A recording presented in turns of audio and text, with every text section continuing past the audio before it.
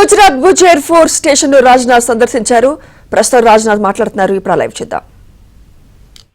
आर्थिक सहायता terror funding से कम नहीं है. भारत यही चाहेगा कि आईएमएफ पाकिस्तान को अपनी $1 बिलियन की असिस्टेंस पर वह पुनर्विचार करे और आगे भी किसी भी तरह की सहायता देने से आईएमएफ परहेज करे.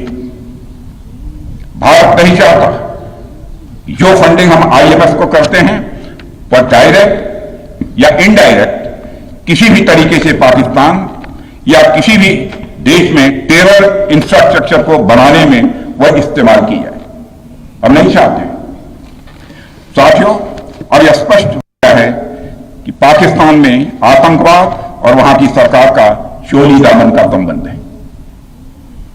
स्टेट और नॉन स्टेट एक्टर के बीच का नकाब अब पूरी तरह से उतर चुका है.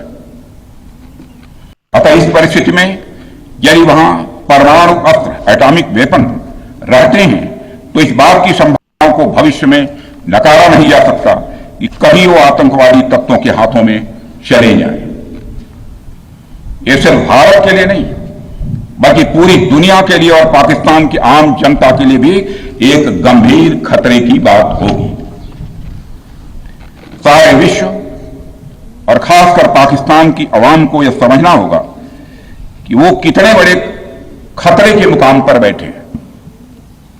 वो एक ऐसे बारूद की ढेर पर बैठे हैं जिसके चारों तरफ माचिसें आपस में लड़ते हुए लोग हैं. इस हालात के लिए पाकिस्तान की फौज को संदेश देना चाहूंगा, कागज का है लिबास, कागज का है लिबास, चिरागों का शहर है, चलना संभल संभल के क्योंकि तुम नशे में हो.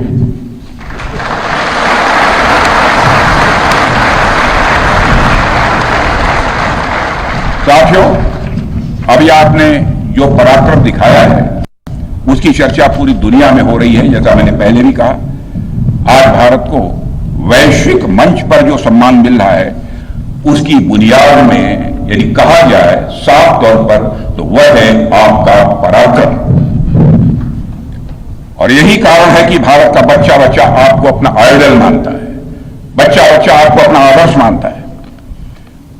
आपने पूरे देश को यकीन दिलाया है कि नया भारत अब सहन नहीं करता बल्कि वह पलट कर जवाब देता है.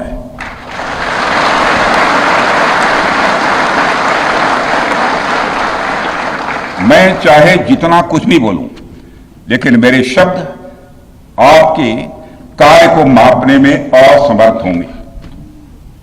मैं कृतज्ञ राष्ट्र की ओर से आप सबके प्रति पुनः आभार व्यक्त करता हूं. साथियों, अब आतंकवाद के विरुद्ध लड़ाई केवल सुरक्षा का विषय नहीं बल्कि नेशनल डिफेंस डॉक्ट्रिन का यह हिस्सा बन चुकी है. हम आपके साथ मिलकर इस प्रॉक्सी और हाइब्रिड वॉरफेयर को जड़ से समाप्त करेंगे. रक्षा मंत्री होने के नाते यह संकल्प मैं दोहराना चाहता हूं. अब हमारा भारत पहले का भारत नहीं है.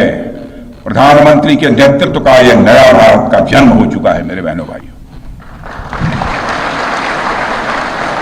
हम हमारे आराध्य श्री राम के उस मार्ग का अनुसरण करते हुए आगे बढ़ रहे हैं जिसमें वह आसुरी शक्तियों के विनाश का प्रण लेते हैं.